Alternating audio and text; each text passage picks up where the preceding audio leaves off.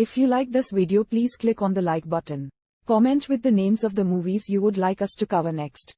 Click the subscribe button and press the bell icon to get notified of our latest creations. We cover 100 movies from around the world every day. To advertise with our channel, reach out to us. Our contact information is on our channel page. Now, let's move to the plot of this movie. In the summer of 1989, East Germany is in turmoil. Many citizens are dissatisfied with their nation's communist leadership and seek reunification with West Germany. On October 7, Mikhail Gorbachev, a supporter of those reforms, visits East Berlin. During his return flight, the hardline communist leadership stages a coup that deposes him and installs fictional General Vladimir Soshkin as the new leader. The Soviet government announces Gorbachev resigned for reasons of ill health, and he is never heard from again. Soshkin and the hardliners resist the rise of glasnost and perestroika. They are determined to end the uprisings in East Germany and the rest of the Eastern Bloc with a swift Chinese-style military crackdown in late October.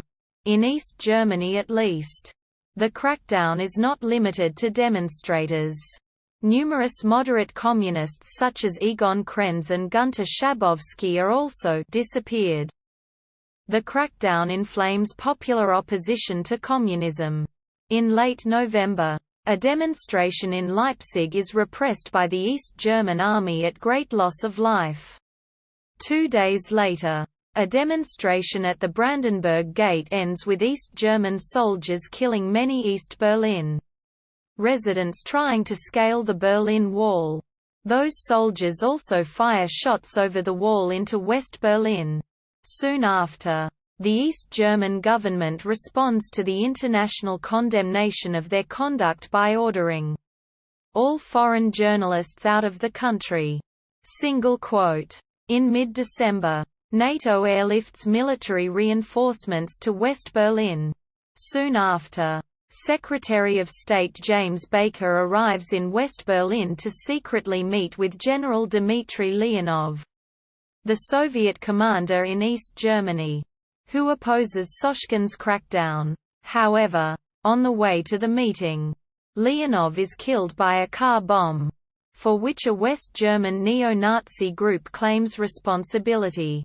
After Soshkin implicitly threatens West Berlin, an American colonel orders that tactical nuclear weapons in West Germany be placed on high alert.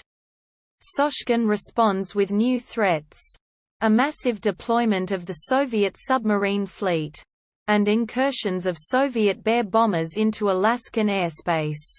On January 25, 1990, several East German and Soviet tank divisions are mobilized to cut off transportation and supply links between West Germany and West Berlin, and the Soviet Air Force moves to close off East Germany's airspace.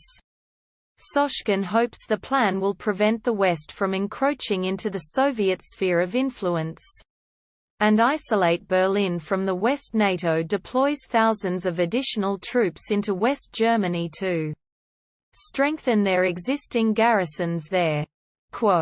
As the United States prepares their first military convoy across the North Atlantic, the Soviets announce their intention to blockade the U.S.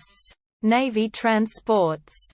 The US and Britain condemn the blockade, and last-minute attempts at a compromise fall through. When the convoy crosses into the designated exclusion zone, Soviet forces are ordered to attack. Nearly a quarter of the convoy is sunk in the ensuing battle before the NATO fleet clears the air and sea lanes to Europe. Shortly afterward, the UN Security Council holds an emergency session in New York, hoping to defuse the conflict. But each superpower refuses to back down until the other does so. World War III begins.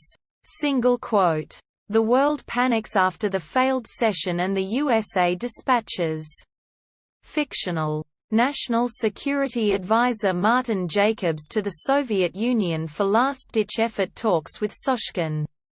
Figuring that Soshkin knows that the Soviets are losing power in Eastern Europe.